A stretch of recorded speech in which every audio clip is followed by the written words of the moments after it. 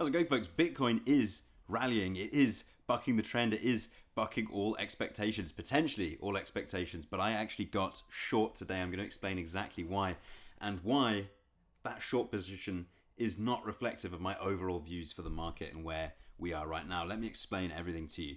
So, take a look at the chart. I'm sure you've seen this already. Currently trading at $72,803. We are up on the day to current prices about 8%. That is a nice move, although obviously it looks tiny in the face of massive sell-off that's been going on since the end of October.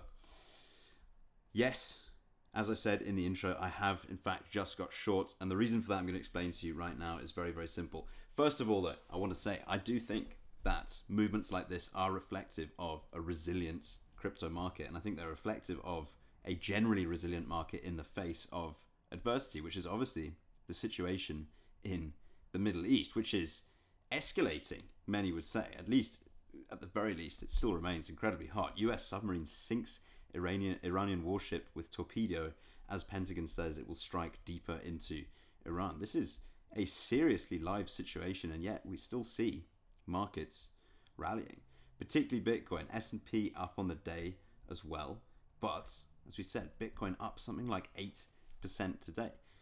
I think this is a good thing generally. I mean, it's good, it's bullish generally that our market can, at least for the time being, apparently buck very, very uncertain times in the geopolitical situation I've spoken about over the last few days.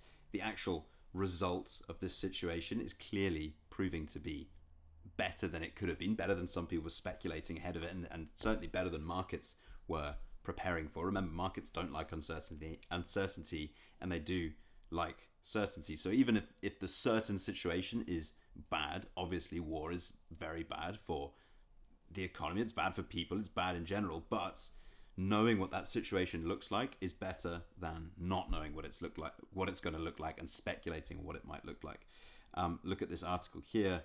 No signs of panic among BTC traders.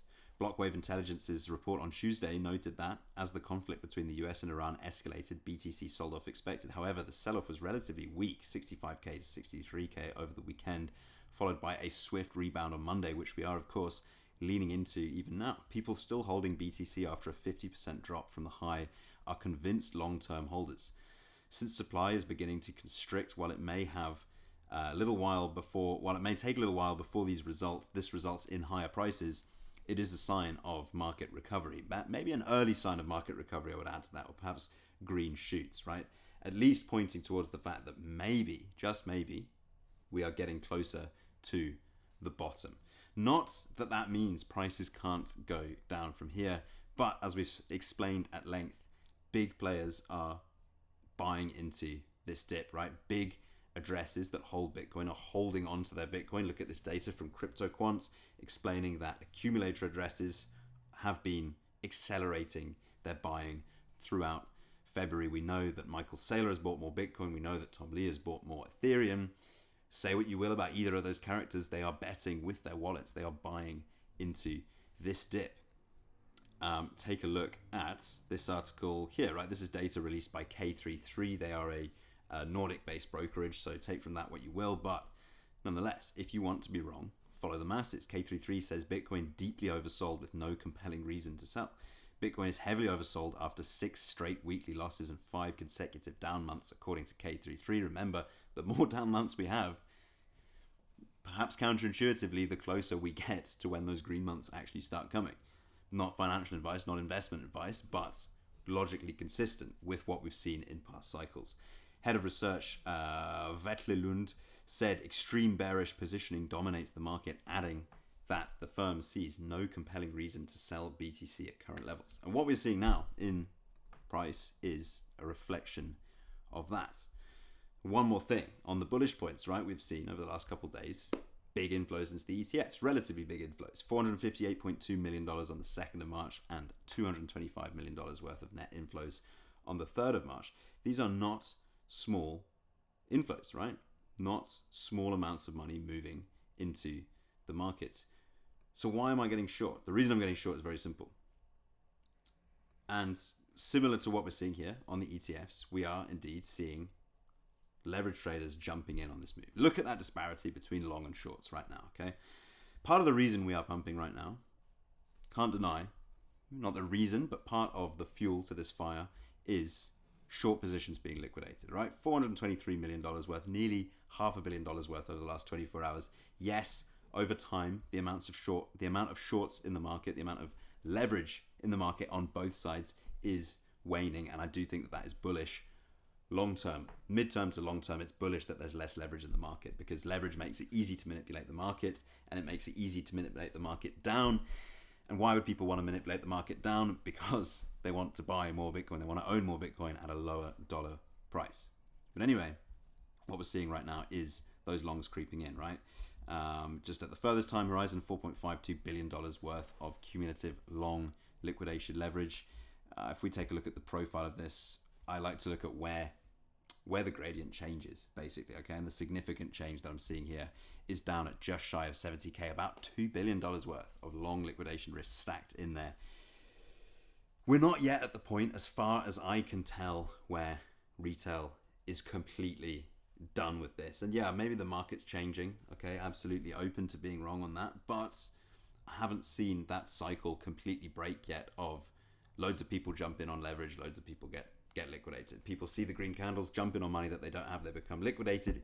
If you don't know what that means, it means that the exchange forcibly sells your position, meaning supply is dumped on the market, and we're likely to see a reversal. So, to summarize, right now, yes, this strength in the face of a terrible geopolitical situation, the fact that we're seeing accumulator addresses buying even now, right? The fact that we're seeing the ETFs inflows, okay, slightly weaker signal, because we do see those behave a bit like retail, i.e. the green days equal buy days. Sorry again for ads popping up all over the place, but there you go.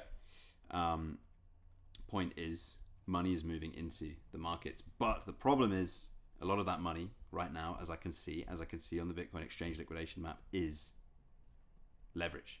Leverage is there to be liquidated. Usually when a lot of people think one thing is going to happen, the opposite tends to happen, and I don't personally think that we have seen the bottom of this yet. So I have got short, and I've got pretty small into this short position, okay? 0.2 BTC for the time being. We're currently up about $40 in that. Obviously, I'm not playing to win $40, but high risk trade, okay? Not trading with capital that matters to me, that's material to me.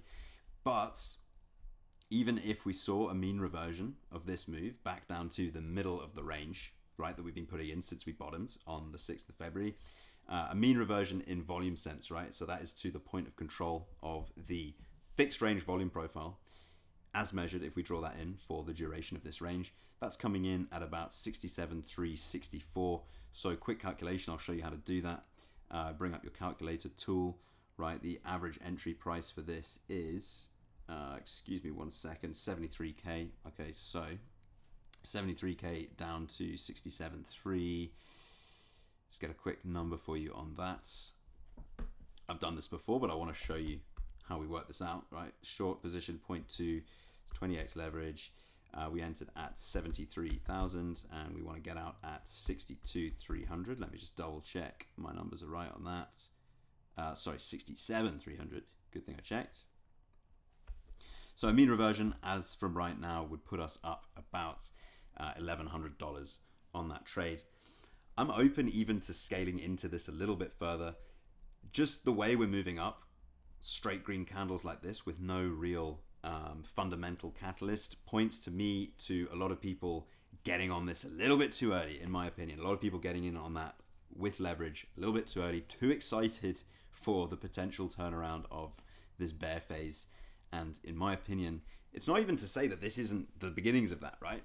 Completely could be, but the way that this is happening too much too soon makes me see an edge in my trading strategy, in my trading style, for a mean reversion, at least a mean reversion before we continue up from here. And I suspect there might just be some more serious downside as well. But take that with a big pinch of salt, okay? High risk trade, not risking a lot on it for me, but it's a high risk, high probability that this fails. We're obviously betting against the majority of the market right now. And even for myself, long term, I'm looking to accumulate more Bitcoin because I do think we go up over time. I just think right now, today, is a little bit too soon for that. But as always, there is a lot going on. That is purely my opinion, purely shared for entertainment purposes. But thank you so much for watching. I'll be sure to keep you updated on how that goes. Plenty more to come. Catch you in the next one. Bye.